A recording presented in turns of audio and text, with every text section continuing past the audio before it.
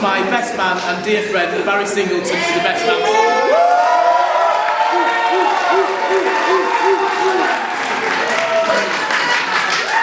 But before I do, and in a weak attempt to soften any blows Barry might have with me in his speech, I just wanted to say about how fly you are looking together. And if there is anything that I can do for you in the not too distant future, just feel free to. Ladies and gentlemen, please put your hands together for my best man, Mr. Barry.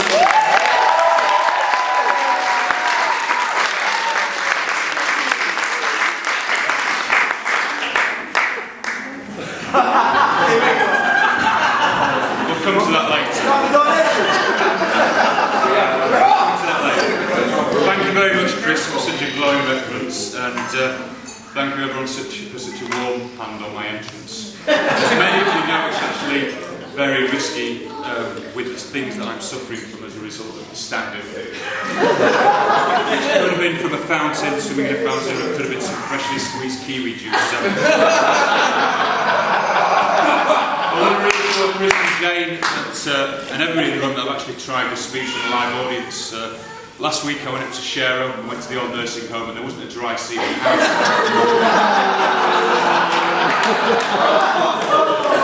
I've actually got to deal with the formalities firstly, and primarily I've got to say how beautiful Jane, Tracy,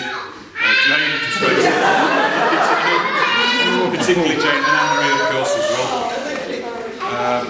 Jane, you look more beautiful than words. And more beautiful than words that I can find, so I'm actually going to have to use some of Tom Jones's words. By the way, my memory's as bad as Chris's timekeeping, so I may have to keep referring to this actual written speech now and again. Jane, Tom Jones would say, she's all you'd ever want. She's the kind you'd like to flaunt and take to dinner.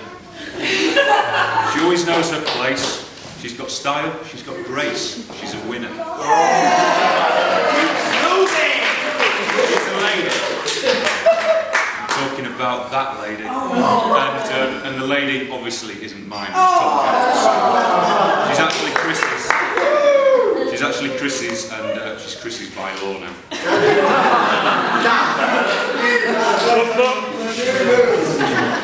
That actually was a really incredible and wonderful and emotional ceremony earlier today, and whilst I was at the church it got me thinking about probably three of the most important things that are part of a church wedding. Firstly, you've got the aisle, which is probably the longest walk a lady like Jane would ever have to make. Secondly, you've got the altar where two become one, and people, the two people devote their love to each other, their undying love. And then finally, you've got the hymns where everybody celebrates the marriage in joyful celebration of song. Now, I've got a confession to make. A couple of weeks ago I actually met up with Rebecca Brooks, who recently got sacked by the News Corporation for phone hacking. And Rebecca Brooks taught me how to hack phones. And last night I actually hacked into your phone, Jane, and it's amazing that those three words that are actually the key to the church wedding and what I heard you say to Tracy. All I heard you say was, I'll alter it. Well, that didn't go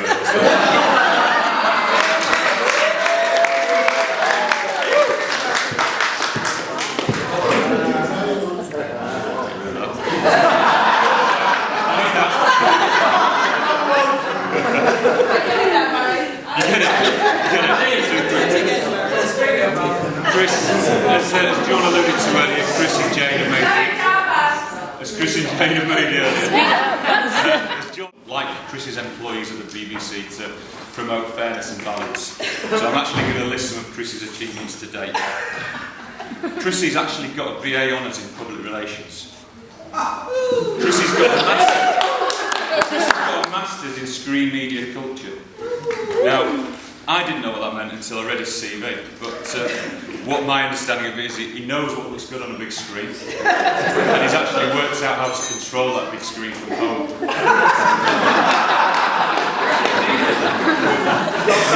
His garden close to his chickens. And I think that's one of Chris's greatest achievements. He's one of the only people, and in fact my only friend, who's built a chicken coop from scratch. And he keeps 2 types of chickens. He's got blue chickens and, well, normal chickens. Just go with it. Chrissy, many years ago when he finished his GCSEs, or was it your A-levels, you travel around Europe, and I think that's quite an achievement for someone like Chrissy, whose timekeeping is so bad. He had to keep to a really strict timetable. What other Chrissy's achieved all of these things despite some of his teachers at school not actually giving him a chance, particularly the ones that had previously taught Philip.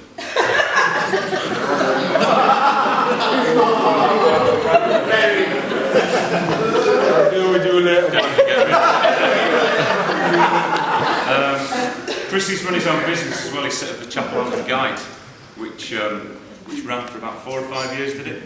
And I've heard through the Nriapia grapevine that there's a special edition of the Chapel Alton Guide coming out in the next couple of weeks. There'll be an e-commerce website. You can order memorabilia. So I'm sure if you just keep watching Chris's Facebook page, there'll be news about that coming up. He tried to get hold of OK and Hello magazine, but they said that there was a bigger wedding that happened earlier this year. And that brings us to this, really. I don't know how many of you in here live in North Leeds. Can we have a show of hands? How many of those of you that live in North Leeds are actually fed up of taking your bottles out? And how many of you who are fed up of taking your bottles to the bottle bank actually realise that for as little as 99p,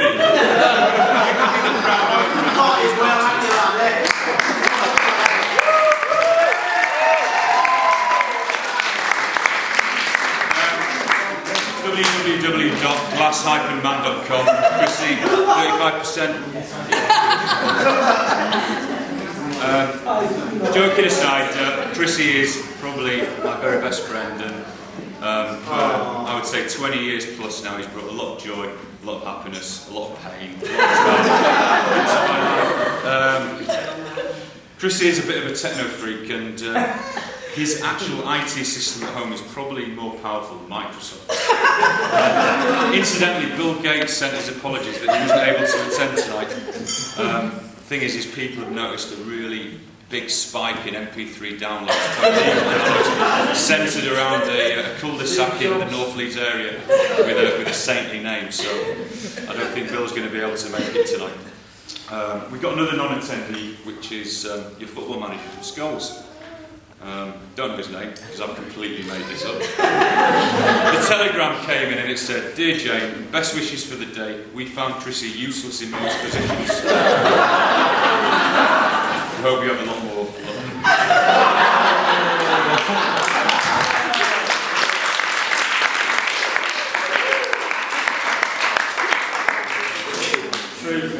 What he goes on to say is, "I've sent a voucher for B&Q so you can buy a bench because he seemed to enjoy sitting on it."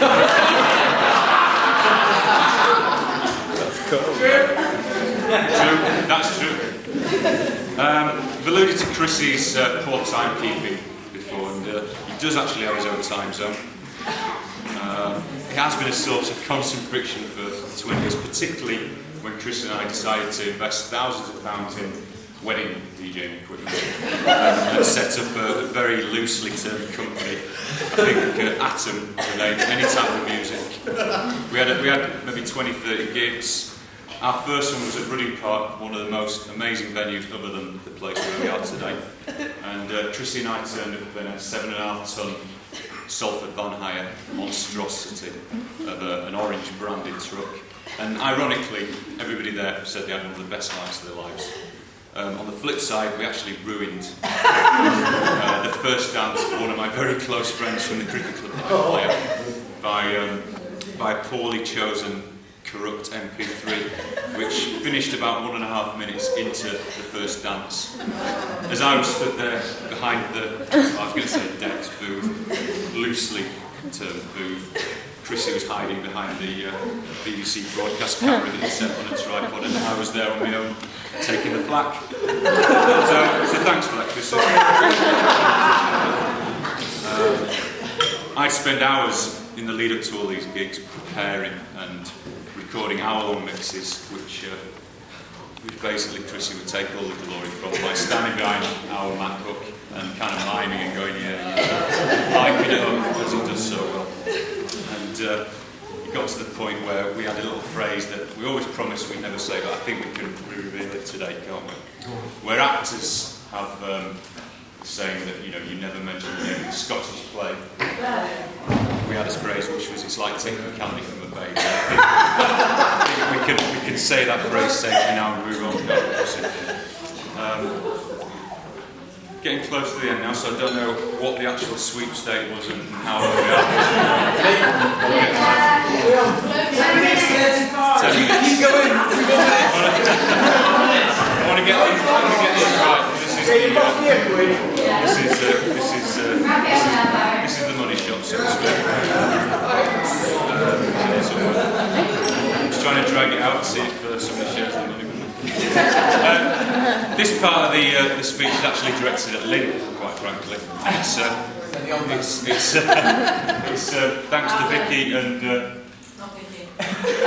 Oh, sorry. Thanks to some unknown sources that. They wanted to take you for a trip down memory lane and think about the young Chris when he was a little boy. And I wanted to ask you if you remember a young boy, Chris, who actually threw an apocalyptic tantrum when you wouldn't buy him some chocolate in a supermarket. And as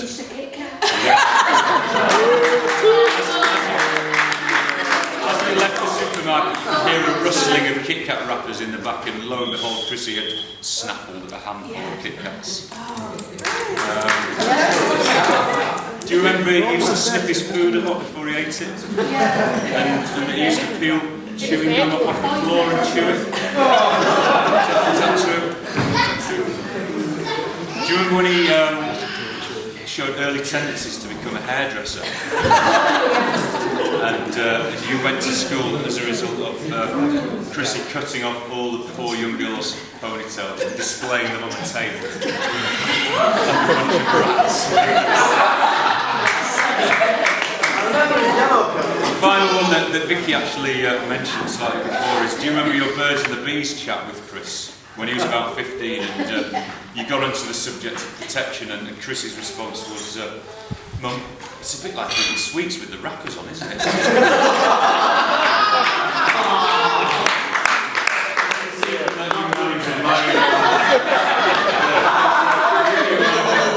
Chrissy still prefers sweets without the wrappers.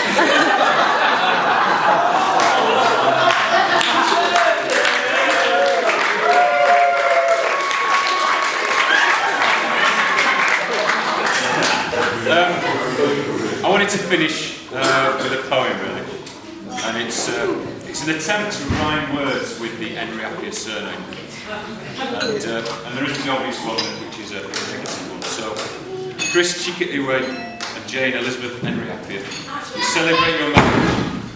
You can have cakes in a minute. We celebrate your marriage and we couldn't be happier. I'm sure sometimes she just wants to slap it.